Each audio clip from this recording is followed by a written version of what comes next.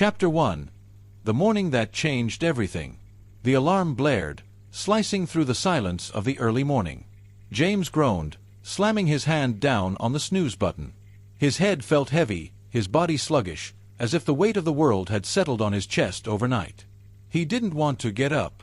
He didn't want to face another day of endless meetings, impossible deadlines, and the constant pressure to keep his company afloat.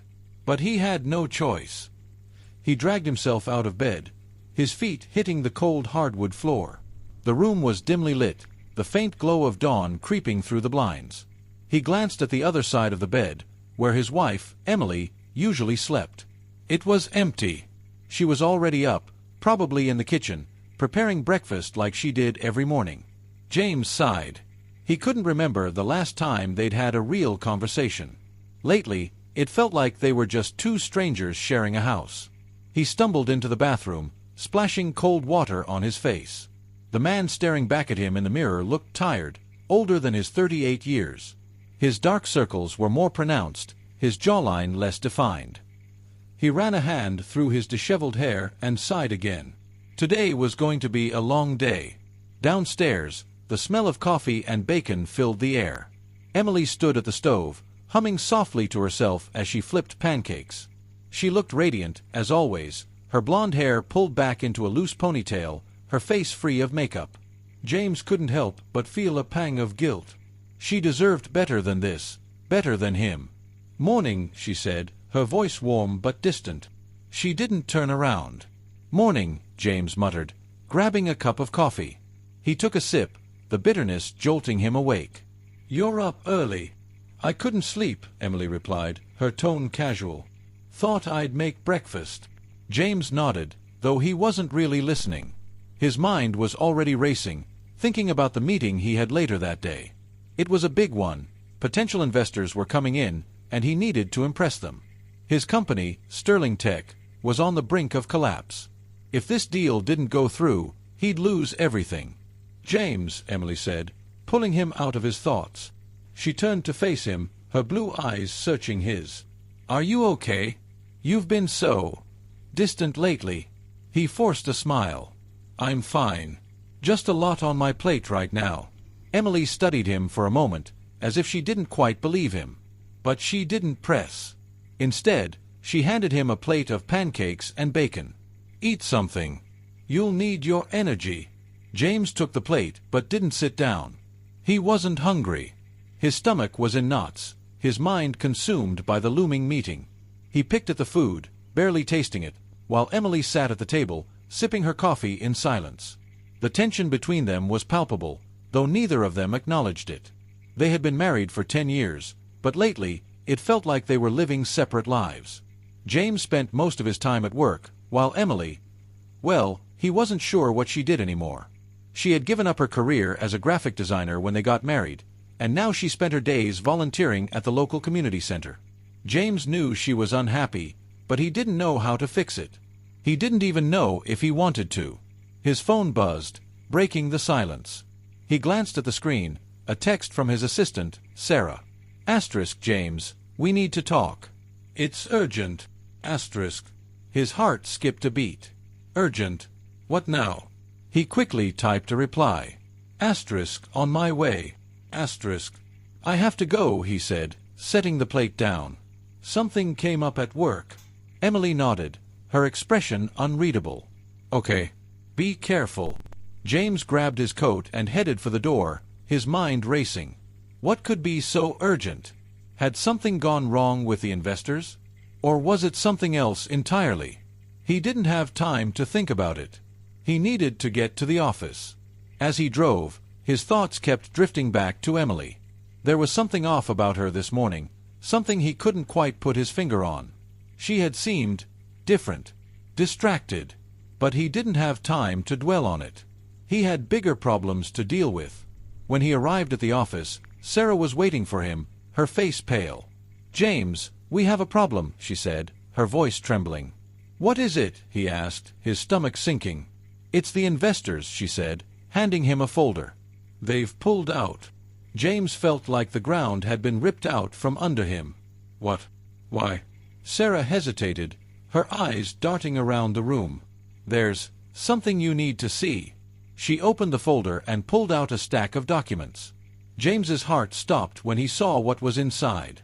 It was a series of emails between Emily and one of the investors. His wife had been sabotaging him.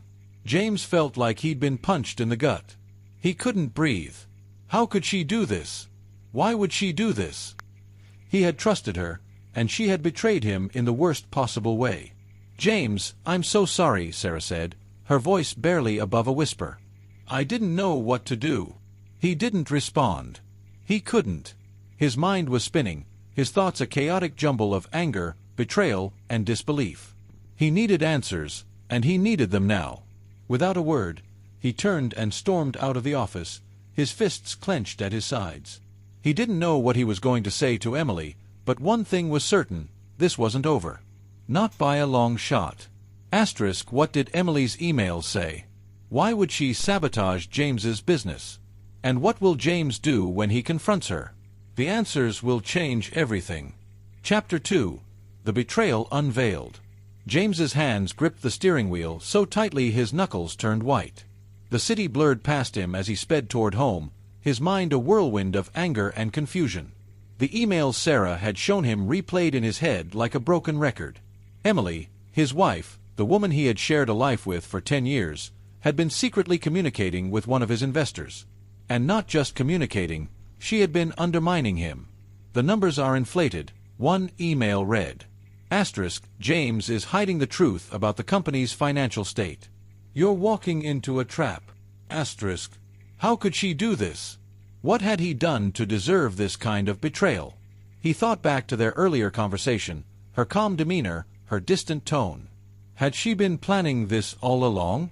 Was this her way of getting back at him for neglecting her? Or was there something more going on? By the time he pulled into the driveway, his anger had reached a boiling point. He stormed into the house, slamming the door behind him. "Emily!" he shouted, his voice echoing through the empty rooms. There was no response. The house was eerily quiet, the only sound the faint ticking of the clock in the living room. James checked the kitchen, the dining room, even the backyard, but Emily was nowhere to be found. His frustration grew with each passing second. Then he noticed something on the kitchen counter, a note, written in Emily's neat handwriting. His heart pounded as he picked it up and read it. "James, I need some time to think. Don't try to find me. We'll talk when I'm ready. Emily." James crumpled the note in his hand, his anger flaring. Don't try to find me. Was she serious? After everything she had done, she thought she could just walk away without an explanation? He wasn't going to let her off that easily. He pulled out his phone and dialed her number, but it went straight to voicemail. He tried again and again, but the result was the same. She had turned off her phone. James cursed under his breath, pacing the kitchen. Where could she have gone? And why now, of all times? His mind raced, trying to piece together the clues. Emily didn't have many close friends, and her family lived out of state. She wouldn't have gone to a hotel. She hated them. There was only one place she might have gone, her sister's house. James grabbed his keys and headed back to the car. Emily's sister, Claire, lived about an hour away. If Emily was anywhere, it was there. He just hoped Claire would be willing to talk to him. The drive felt like an eternity. James's thoughts were a chaotic mess, swinging between anger and desperation. He replayed every interaction he'd had with Emily over the past few months, searching for signs he might have missed. Had she been unhappy? Of course she had. But sabotaging his business? That was something else entirely. When he finally pulled up to Claire's house, he took a deep breath, trying to steady his nerves. He didn't know what he was going to say, but he knew he couldn't leave without answers. Claire answered the door, her expression a mix of surprise and concern. "James, what are you doing here?" "Is Emily here?" he asked, his voice tight. Claire hesitated, glancing over her shoulder. "She's here, but she doesn't want to see you." James pushed past her, his patience wearing thin. "I don't care what she wants. We need to talk."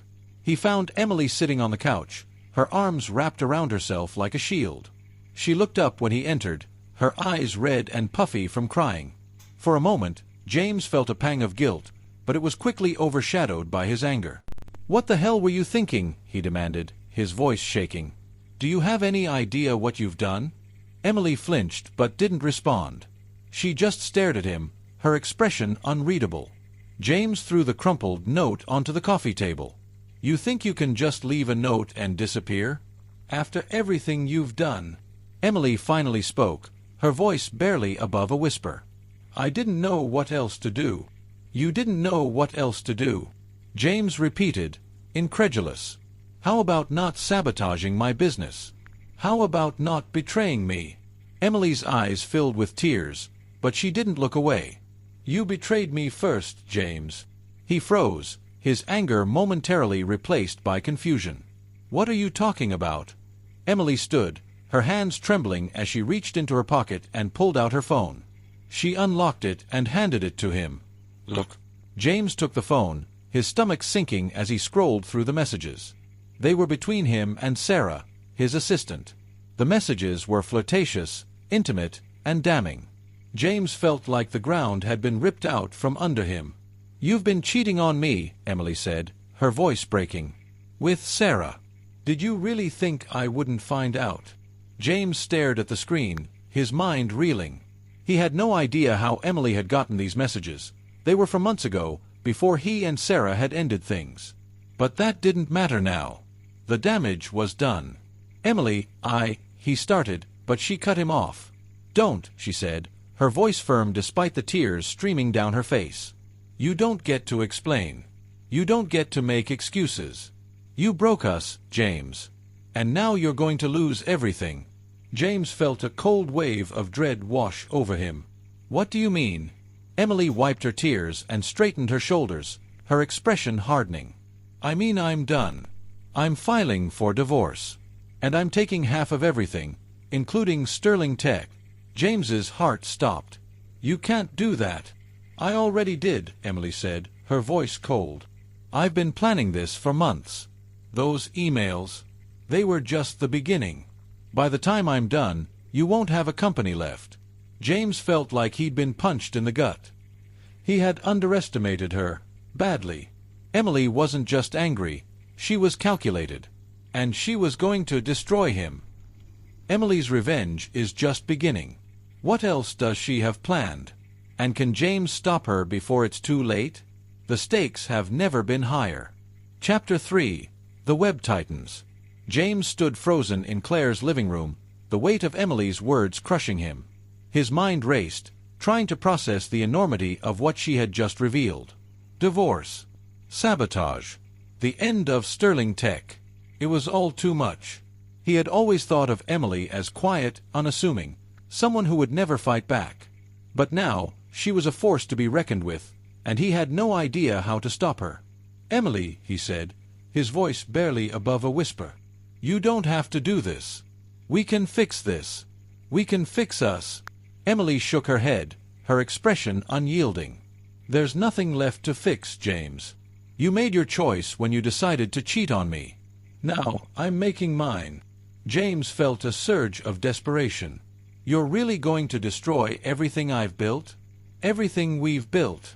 Emily's eyes narrowed. "You destroyed it the moment you betrayed me. I'm just cleaning up the mess." James opened his mouth to argue, but Claire stepped in, her voice firm. "James, I think you should leave. Emily needs time to process everything, and you're not helping." He wanted to protest, to demand answers, but the look in Claire's eyes stopped him. She was right. This wasn't the time or place. He needed to regroup, to figure out his next move. But as he turned to leave, Emily's voice stopped him in his tracks. "Oh, and James," she said, her tone icy, "don't bother trying to fight me on this. I've already spoken to a lawyer. You're going to lose." James didn't respond. He couldn't. He walked out of the house, his mind a whirlwind of fear and anger. He had to do something, anything, to stop this. But what? Back at his office, James locked himself in his private conference room and pulled out his laptop. He needed to see the full extent of the damage. He logged into the company's financial system, his stomach churning as he scrolled through the numbers. It was worse than he had feared. Several key investors had already pulled out, and others were on the verge of doing the same. Without their support, Sterling Tech would collapse within weeks. James slammed his fist on the table, cursing under his breath. How had it come to this? He had worked so hard to build his company from the ground up, and now it was all falling apart because of one mistake, one moment of weakness. His phone buzzed, snapping him out of his thoughts. It was Sarah. He hesitated before answering, his guilt over their past affair still fresh in his mind. "James," Sarah said, her voice urgent. "We have a problem." "What now?" he asked, his tone sharper than he intended. "It's the press," she said. "Someone leaked the story about the investors pulling out. It's all over the news." James felt a cold wave of dread wash over him. "What? How?" "I don't know," Sarah replied. "But it's bad, James. Really bad. The stock price is already dropping, and the board is panicking." James cursed again, running a hand through his hair. This was a disaster. If the stock price continued to fall, the company would be vulnerable to a hostile takeover, or worse, bankruptcy. He had to do something, but what? "Call an emergency board meeting," he said, his mind racing. "We need to come up with a plan." "I'm on it," Sarah said. "But James, there's something else." "What?" he asked, his patience wearing thin. "The leak," she said, her voice hesitant. "I think it came from inside the company." James froze. "What are you saying?" "I'm saying someone here wants to see you fail," Sarah said. "And I think I know who it is." James's heart pounded. "Who?" Sarah hesitated, then said, "Emily." James felt like the ground had been ripped out from under him. "Emily? Oh. She doesn't even work here." "She doesn't have to," Sarah said. "She has access to your emails, your files, everything. And if she's as determined as you say she is..." James didn't need her to finish the sentence. He knew she was right. Emily had always been smart, resourceful. If she wanted to destroy him, she would find a way. "What do we do?" he asked, his voice barely above a whisper. "We fight back," Sarah said. "But we need proof. If we can prove that Emily is behind this, we might be able to stop her." James nodded, though Sarah couldn't see him. "All right. Let's do it. But we need to move fast." The next few hours were a blur. James and Sarah worked tirelessly, combing through emails, financial records, and security logs, searching for any evidence that Emily was behind the leak. It was slow, painstaking work, but they couldn't afford to miss anything. Finally, just as the sun was beginning to set, Sarah let out a triumphant cry. "I found it!" James rushed over to her desk, his heart pounding. "What is it?" Sarah pointed to the screen, where a series of emails were displayed. They were between Emily and a reporter at one of the city's biggest newspapers. The subject line was damning. Sterling Tech's downfall, an insider story. James felt a surge of anger as he read through the emails. Emily had provided the reporter with confidential information about the company's financial troubles, along with details about James's affair with Sarah. It was a calculated move, designed to humiliate him and destroy his reputation. "This is it," Sarah said, her voice filled with relief. "This is the proof we need." James nodded, but his relief was short-lived. He knew this was only the beginning. Emily wasn't going to stop until she had taken everything from him: his company, his reputation, his life. And he had no idea how to stop her. James has the proof he needs to expose Emily's sabotage, but will it be enough to save his company? And what will Emily do when she realizes he's onto her? The battle is just beginning. Chapter 4. The Counterattack.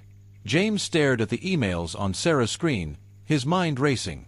The evidence was undeniable. Emily had orchestrated the leak to the press. But knowing the truth and proving it were two different things.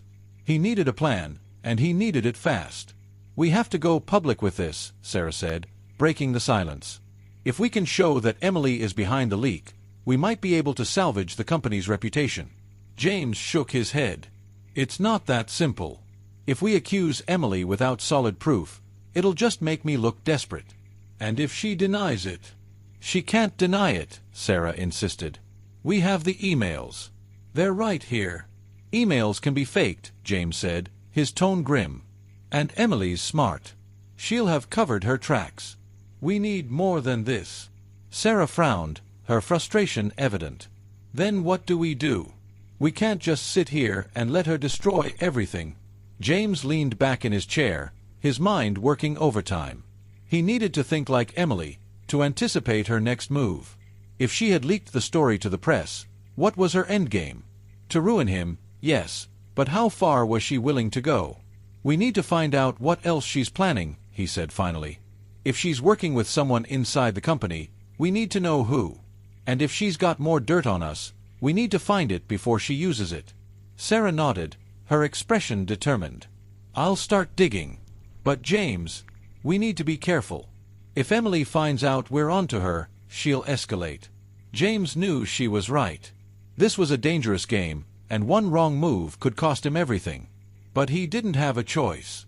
He had to fight back. The next few days were a whirlwind of activity. James and Sarah worked around the clock, combing through every piece of information they could find. They interviewed employees, reviewed security footage, and even hired a private investigator to look into Emily's activities. Slowly, a picture began to emerge. Emily hadn't acted alone. She had been working with someone inside the company, someone with access to sensitive information. The private investigator had traced several suspicious transactions to an offshore account, and the name associated with it was one James recognized: Michael Carter, the head of Sterling Tech's finance department. James felt a cold wave of dread wash over him. Michael had been with the company for years. He was one of James's most trusted employees.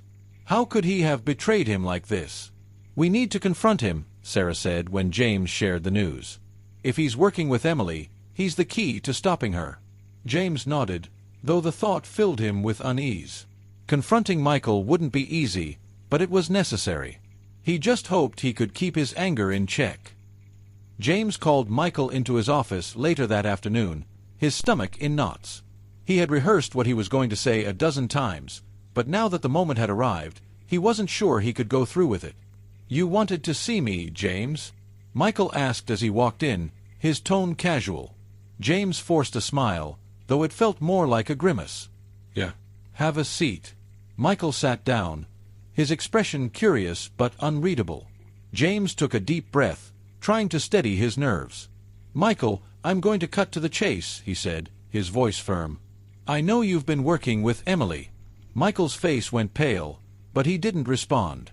He just stared at James, his eyes wide with shock. "I've seen the transactions," James continued, his tone hardening. "The offshore account, the emails, everything. I know what you've been doing." Michael swallowed hard, his hands trembling. "James, I can explain." "Then explain," James said, his voice cold. "Because right now, it looks like you've been helping my wife destroy my company." Michael looked down, his shoulders slumping. "It's not what you think," he said finally. "Emily, she came to me a few months ago. She said she had proof that you were embezzling funds from the company. She threatened to go public if I didn't help her." James felt a surge of anger. "And you believed her?" Michael shook his head. "I didn't want to, but she had documents, James. They looked real. I thought I was protecting the company." James clenched his fists, struggling to keep his temper in check. "You should have come to me." "I wanted to," Michael said, his voice breaking. "But Emily said if I told anyone, she'd ruin me too. I didn't know what to do." James took a deep breath, trying to calm himself. He wanted to scream, to lash out, but he knew it wouldn't help. Michael had made a mistake, but he wasn't the real enemy here. Emily was. "All right," James said finally. "Here's what's going to happen. You're going to help me take Emily down. You're going to give me everything you have, every email, every document, every piece of evidence. And if you do that, I'll make sure you don't go to jail." Michael nodded, his relief evident. "Thank you, James. I'm so sorry. I never wanted to hurt you." James didn't respond. He didn't have the energy to forgive. Not yet. Right now, all he cared about was stopping Emily before it was too late. James has turned the tables on Emily, but will it be enough to stop her? And what will Emily do when she realizes her plan is unraveling? The stakes are higher than ever, and the battle is far from over. Chapter 5. The Trap. James sat in his office, staring at the stack of documents Michael had given him. The evidence was damning: emails, financial records, even recorded conversations between Emily and Michael. It was everything he needed to expose her sabotage and clear his name. But as he flipped through the pages, a nagging doubt crept into his mind. What if this was too easy? Emily was smart, calculated. She wouldn't have left a trail this obvious unless she wanted him to find it. Was this another one of her games? A trap designed to lure him into a false sense of security? James shook his head, trying to push the thought aside. He couldn't afford to second-guess himself now. He had to act, and he had to act fast. "Sarah," he said, pressing the intercom button on his desk. "Get the legal team on the phone. We need to file a restraining order against Emily and start preparing a lawsuit." "On it," Sarah replied, her voice steady. James leaned back in his chair, his mind racing. He needed to stay one step ahead of Emily, but he wasn't sure how. She had already proven she was willing to go to extreme lengths to destroy him. What would she do next? His phone buzzed, pulling him out of his thoughts. It was a text from an unknown number. His heart skipped a beat as he opened it. "You think you've won, James? You have no idea what's coming." James stared at the screen, his stomach churning. It had to be Emily. Who else would send something like that? He quickly typed a reply. "Who is this?" The response came almost immediately. "You'll find out soon enough. Enjoy your victory while it lasts."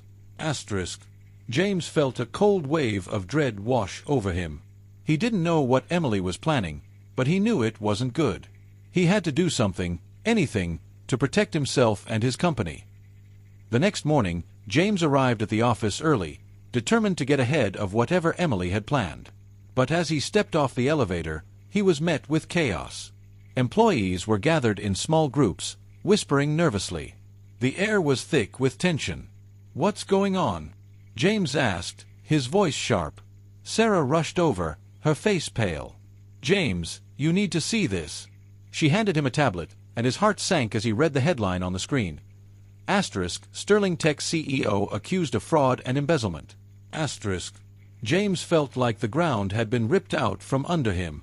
The article was filled with accusations, claims that he had been siphoning money from the company for years, that he had falsified financial records, that he had lied to investors. And at the bottom of the article was a quote from Emily. "I tried to warn them," she said. "But no one would listen. James is a fraud, and I have the proof to back it up." James's hands trembled as he scrolled through the article. This was worse than he had imagined. Emily wasn't just trying to ruin his reputation.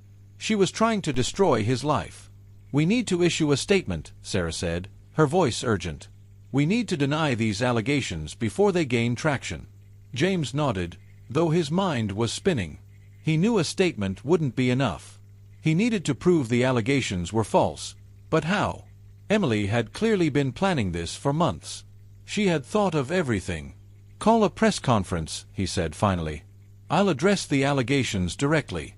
Sarah hesitated. "Are you sure that's a good idea? What if she has more evidence?" "She doesn't," James said, though he wasn't entirely convinced. "We have the proof to expose her. We just need to use it." The press conference was scheduled for noon, and by the time James stepped onto the stage, the room was packed with reporters. Cameras flashed, and microphones were thrust in his direction. He took a deep breath, trying to steady his nerves. "Thank you all for coming," he began, his voice calm but firm. "I'm here today to address the false and defamatory allegations that have been made against me and my company. Let me be clear. These accusations are baseless, and they are part of a malicious campaign to destroy my reputation and my business." He paused, letting his words sink in. The room was silent, every eye fixed on him. "I have evidence," he continued, holding up a folder. "Evidence that proves these allegations are part of a coordinated effort by my estranged wife, Emily Sterling, to sabotage me and my company. I will be filing a lawsuit against her for defamation, and I will be pursuing criminal charges for her actions." The room erupted in questions, but James held up a hand, silencing them. "I will not be taking questions at this time," he said. "But I want to assure everyone, my employees, my investors, and the public, that Sterling Tech is strong, and we will not be deterred by these false accusations." "Thank you." He stepped off the stage, his heart pounding. He had done it. He had fought back. But as he walked back to his office, he couldn't shake the feeling that this was far from over. James has struck back, but Emily's plan is far from finished. What evidence does she have, and how far is she willing to go to destroy him? The battle is escalating, and the stakes have never been higher. Chapter 6. The Hidden Evidence. James sat in his office, the adrenaline from the press conference still coursing through his veins. He had taken the first step in fighting back, but he knew the war was far from over. Emily wasn't the type to back down, and if she had more evidence, real or fabricated, she would use it. He needed to stay ahead of her, but how? His phone buzzed, and he glanced at the screen. It was a message from Sarah. "We need to talk." "Now." James frowned. Sarah's tone was urgent, and that made him nervous. He quickly typed a reply. "On my way." He grabbed his coat and headed for the door, his mind racing. What could be so important that Sarah couldn't tell him over the phone? He didn't have to wait long to find out. When he arrived at Sarah's office, she was pacing back and forth, her face pale. She looked up as he walked in, her expression a mix of fear and determination. "James, we have a problem," she said, her voice trembling. "What is it?" he asked, his stomach sinking. Sarah handed him a USB drive. "This was delivered to my desk this morning. No note, no return address. Just this." James took the drive, his heart pounding. He plugged it into his laptop and opened the files. What he saw made his blood run cold. It was a video, a security recording from the Sterling Tech office. The timestamp was from a few months ago, and it showed James and Sarah in his office, their conversation clearly audible. "We need to make the numbers look better," James's voice said on the recording. If the investors find out the truth, we're finished. "But James, that's fraud," Sarah replied, her voice filled with hesitation. "We can't do this." "We don't have a choice," James said, his tone firm. "Do you want to lose everything?" "Because I don't." James felt like the ground had been ripped out from under him. The video was damning. It made him look guilty, like he had been complicit in fraud all along. And if Emily released it to the press, it would destroy him. How did she get this? James asked, his voice barely above a whisper. "I don't know," Sarah said, her face pale. "But if this gets out—" "It's over," James finished, his mind racing. He had to do something, anything, to stop this. But what? James spent the next few hours trying to figure out how Emily had gotten her hands on the security footage. He reviewed the company's security protocols, interviewed the IT team, and even hired a cybersecurity expert to investigate. But no matter how hard he looked, he couldn't find any evidence of a breach. It was as if the footage had appeared out of thin air. "There's only one explanation," Sarah said finally. "Someone inside the company gave it to her." James felt a cold wave of dread wash over him. He had trusted his employees, trusted them with his life. But if one of them had betrayed him— "We need to find out who," James said, his voice firm. "And we need to do it fast." The investigation was slow and painstaking, but eventually they found a lead. One of the security guards had been acting suspiciously, taking extra shifts, staying late, and accessing files he had no business looking at. When James confronted him, the guard broke down almost immediately. "Emily paid me," he admitted, his voice trembling.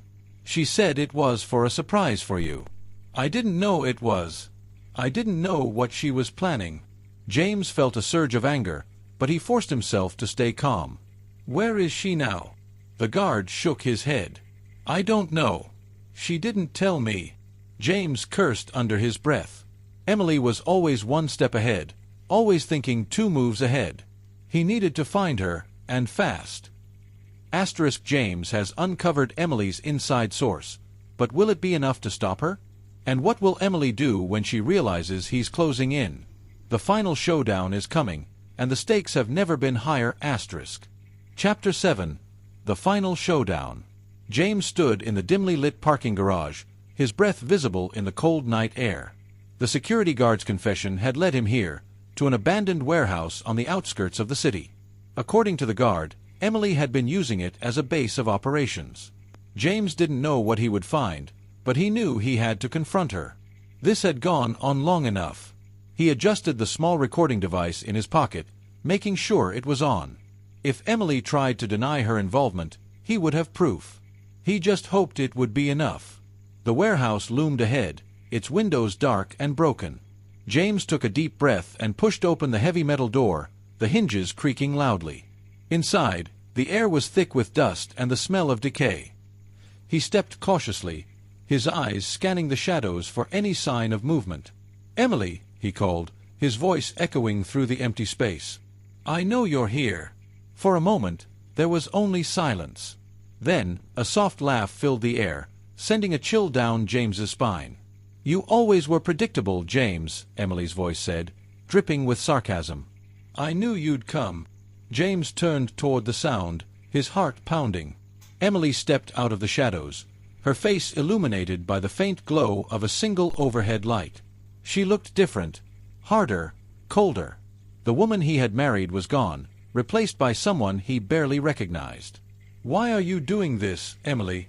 James asked, his voice steady despite the fear gnawing at him. "What do you want?" Emily smirked, crossing her arms over her chest. "What do I want? I want you to suffer, James. I want you to feel the same pain you caused me." James took a step closer, his hands raised in a gesture of peace. "I know I made mistakes, but this isn't the answer. You're destroying everything, our lives, our future. Is that really what you want?" Emily's eyes flashed with anger. "Our future? You destroyed that the moment you cheated on me. You think I don't know about Sarah? About all the others? You humiliated me, James. You made me feel like I was nothing. And now it's your turn." James felt a pang of guilt, but he pushed it aside. "I'm sorry, Emily. I truly am. But this isn't you. You're better than this." Emily laughed, a bitter, hollow sound. "You don't get to decide who I am, James. Not anymore." She reached into her pocket and pulled out a small remote. James's eyes widened as he realized what it was. "What are you doing?" he asked, his voice trembling. Emily's smile was cold. "Ending this. Once and for all." She pressed a button on the remote, and the sound of a countdown filled the air. James's heart raced as he realized what was happening. "Emily, stop!" he shouted, lunging toward her. "You don't have to do this." But it was too late. The countdown reached 0, and the warehouse erupted in a deafening explosion. James was thrown to the ground, the force of the blast knocking the wind out of him. He struggled to his feet, his ears ringing, his vision blurred. "Emily!" he shouted, his voice hoarse. "Emily, where are you?" But there was no response. The warehouse was engulfed in flames, the heat intense and suffocating. James stumbled through the smoke, searching desperately for any sign of Emily. But she was gone. The warehouse is in ruins, and Emily's fate is unknown. Did she escape, or is she gone forever? And what will James do now that the truth about their marriage, and his mistakes, has been exposed? The final chapter is coming, and nothing will ever be the same. Chapter 8. The Aftermath. James stumbled out of the burning warehouse, coughing and gasping for air. His clothes were singed, his face streaked with soot, but he barely noticed. His mind was consumed by one thought: Emily. Was she still inside? Had she escaped? Or had she? He couldn't bring himself to finish the thought. The sound of sirens filled the air as fire trucks and ambulances arrived on the scene. Paramedics rushed toward him, but he waved them off, his eyes fixed on the inferno behind him. "There's someone inside," he shouted, his voice raw. "You have to find her." The firefighters moved quickly, their hoses blasting water into the flames. James watched, his heart pounding, as they worked to bring the fire under control. It felt like an eternity before they finally emerged, carrying a stretcher. James's breath caught in his throat as he saw the figure lying on it. It was Emily. Her face was pale, her body limp. James rushed to her side, his hands trembling as he reached for her. "Emily! Emily, can you hear me?" One of the paramedics gently pushed him back. "Sir, we need to get her to the hospital. Please, step aside." James nodded numbly, his mind reeling. He followed the ambulance to the hospital, his thoughts a chaotic mess. He didn't know what to feel, relief that she was alive, guilt for what had happened, or fear of what would come next. At the hospital, James paced the waiting room, his nerves frayed. The doctors had taken Emily into surgery, and he had no idea if she would make it. He felt like he was trapped in a nightmare, one he couldn't wake up from. Sarah arrived a short time later, her face pale with worry. "James, what happened? Are you okay?" James shook his head, his voice barely above a whisper. "I don't know. Emily, she set the warehouse on fire. She's in surgery now. I don't know if she's going to make it." Sarah's eyes widened in shock. "Oh my God, James. I'm so sorry." James sank into a chair, his head in his hands. "This is all my fault. If I hadn't cheated on her, none of this would have happened." Sarah sat down beside him, her hand resting on his shoulder. "You can't blame yourself for this, James. Emily made her own choices. You can't carry that weight." James didn't respond. He knew Sarah was trying to comfort him, but her words felt hollow. He had made mistakes, big ones, and now Emily was paying the price. Hours passed, and finally, a doctor emerged from the operating room. James jumped to his feet, his heart racing. "How is she?" he asked, his voice trembling. The doctor's expression was grim. "She's stable, but she's not out of the woods yet. The explosion caused significant internal injuries, and she suffered severe burns. She's in a medically induced coma to help her body heal." James felt a wave of relief, followed by a surge of guilt. "Can I see her?" The doctor hesitated. "She's in the ICU. Only family is allowed." "I'm her husband," James said, though the words felt strange on his tongue. They hadn't been husband and wife in anything but name for a long time. The doctor nodded. "All right. But only for a few minutes." James followed the doctor to the ICU, his heart pounding. The room was quiet, the only sound the steady beep of the heart monitor. Emily lay in the bed, her face pale and bandaged, tubes and wires connecting her to the machines that were keeping her alive. James sat down beside her, his hand trembling as he reached for hers. "Emily, I'm so sorry," he whispered, his voice breaking. "I never wanted this to happen. I never wanted to hurt you." Tears streamed down his face as he spoke, his guilt and regret pouring out. "I was selfish. I was stupid. I took you for granted, and I destroyed everything we had. And now you're lying here because of me." He squeezed her hand, his voice barely above a whisper. "Please, Emily, come back to me. Let me make this right. Let me fix what I broke." But there was no response. Emily lay still, her breathing shallow and steady. James stayed by her side, his head bowed, until a nurse gently tapped him on the shoulder. "Sir, it's time to go," she said softly. James nodded, reluctantly letting go of Emily's hand. He stood, his legs unsteady, and took one last look at her before leaving the room. Emily's fate hangs in the balance, and James is left to pick up the pieces of his shattered life. Will she wake up? And if she does, can they ever rebuild what they lost? The final chapter is coming, and it will change everything. Chapter 9. Redemption. The days turned into weeks, and James barely left the hospital. He spent every waking moment by Emily's side, holding her hand, talking to her, begging her to wake up. The doctors said there was no way to know if she would recover, but James refused to give up. He owed her that much. The media had a field day with the story. Tech CEO's wife in critical condition after explosion was the headline that dominated the news. Speculation ran wild. Some claimed it was a tragic accident, while others hinted at foul play. James didn't care what they said. All that mattered was Emily. Sarah visited often, bringing updates on the company. Sterling Tech was in shambles. The stock price had plummeted, investors were pulling out, and the board was calling for James's resignation. But he couldn't focus on that. Not now. James, "You need to think about the company," Sarah said one evening, her voice gentle but firm. "If you don't do something soon, there won't be a company left." James shook his head, his eyes never leaving Emily's face. "I don't care about the company anymore. I just want her to wake up." Sarah sighed, placing a hand on his shoulder. "I get it, James. I do. But you can't just abandon everything you've built. Emily wouldn't want that." James didn't respond. He knew Sarah was right, but he couldn't bring himself to care. Sterling Tech had been his life for so long, but now it felt meaningless. All that mattered was Emily. One night, as James sat by Emily's bedside, something changed. Her hand twitched in his, and her eyelids fluttered. James's heart leapt into his throat. "Emily," he whispered, his voice trembling. "Emily, can you hear me?" Her eyes opened slowly, unfocused and disoriented. She blinked a few times, her gaze finally settling on James. For a moment, there was only silence. Then, her lips moved, her voice barely audible. "James."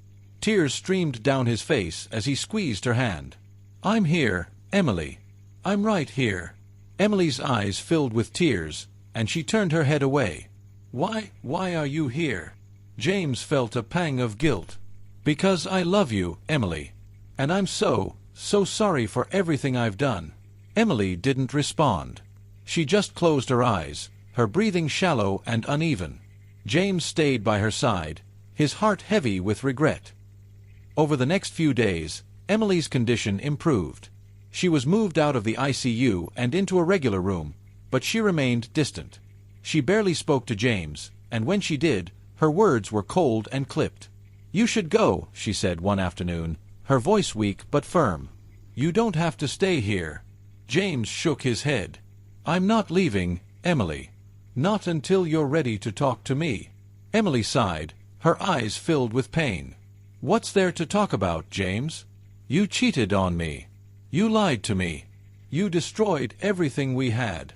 James felt a surge of guilt, but he didn't back down.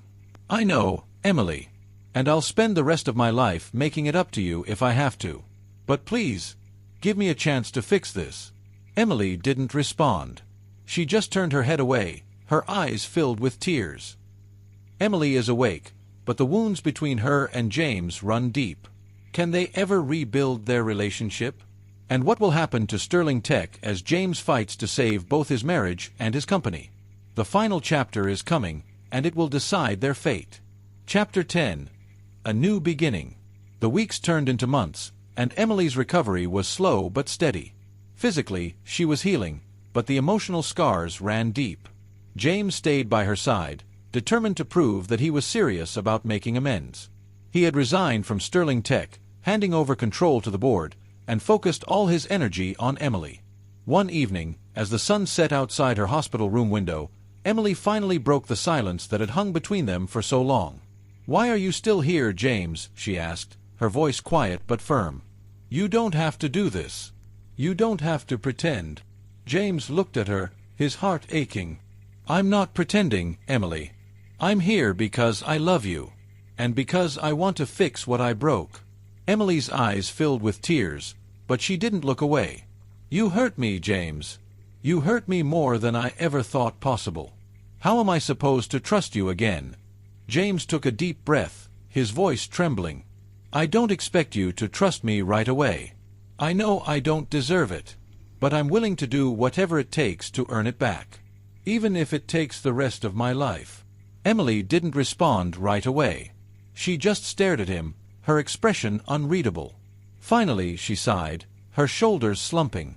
"I don't know if I can forgive you, James. But I'm willing to try." James felt a surge of hope, but he didn't push. He knew this was just the first step, and there was a long road ahead. But for the first time in months, he felt like there was a chance to rebuild what they had lost. As Emily continued to recover, James threw himself into making amends. He sold his shares in Sterling Tech and used the money to start a foundation in Emily's name, focused on helping victims of domestic abuse and betrayal. It was his way of showing her that he was serious about change, that he wanted to do better to be better.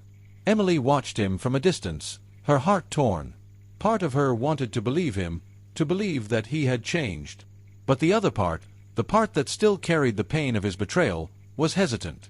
She had trusted him once, and he had broken that trust. Could she really risk it again? One day, as they sat together in the garden outside the hospital, Emily finally spoke her mind. "James," she said, her voice soft but steady, "I need to know something. Why did you do it? Why did you cheat on me?"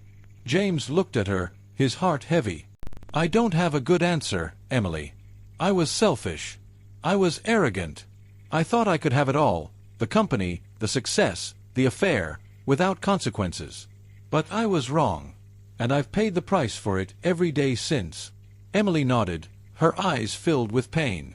I need to know that it won't happen again. That you won't hurt me like that again." James reached for her hand, his touch gentle. "I can't promise I'll never make mistakes, Emily. But I can promise that I'll never hurt you like that again. You're the most important thing in my life, and I'll spend the rest of my days proving that to you." Emily looked at him, her heart torn between hope and fear. Finally, she squeezed his hand, a small smile tugging at her lips. "Okay, James. Let's try. But take it slow. I need time." James nodded, his heart swelling with gratitude. "Take all the time you need, Emily. I'm not going anywhere." Epilogue. A year later. The sun was setting over the small coastal town where James and Emily had moved after leaving the city behind. The scars of the past were still there, but they had begun to fade, replaced by the slow, steady growth of something new. James stood on the porch of their little cottage, watching as Emily tended to the garden. She looked up and caught his eye, a soft smile spreading across her face. It wasn't the same smile she had given him in the early days of their marriage, but it was real, and that was enough. "Dinner's almost ready," she called, brushing the dirt off her hands. James smiled back, his heart full. "I'll be right there." As he walked inside, he couldn't help but feel a sense of peace.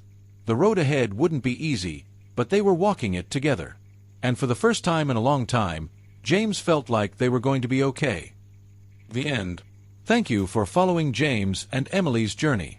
Sometimes, love isn't about perfection. It's about forgiveness, growth, and the courage to start again.